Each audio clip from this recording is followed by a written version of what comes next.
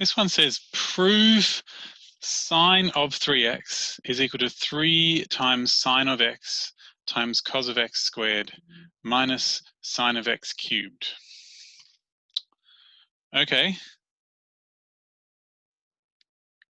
Well, if I'm going to prove it, I have to either have to start at one and do working until I get to the other, or I have to work on them both to try and get closer and closer to the same thing.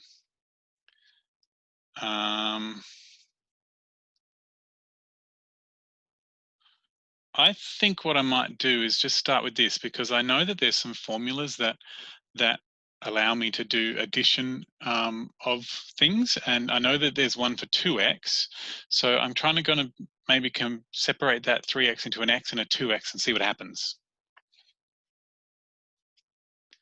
Sine of 3x is the same as sine of x plus 2x, and then there's a formula for how sine works when you have an addition. So sine of x cos of 2x plus cos of x sine of 2x.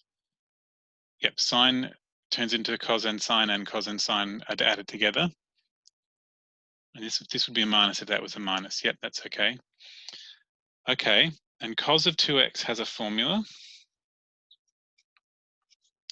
That would be cos of x squared minus sine of x squared. Okay, so that's this bit. And then the sine of 2x has a formula too. So that would be 2 times sine of x cos of x. Okay. Well, I guess cos x times cos of x is cos of x squared. And maybe I can expand this out to sine of x cos of x squared minus, well, I guess sine of x times sine of x squared would be sine of x cubed. Okay.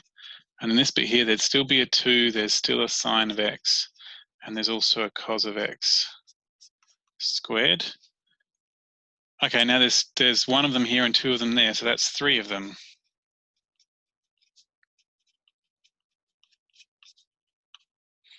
And this bit didn't change. And that's what I was aiming for.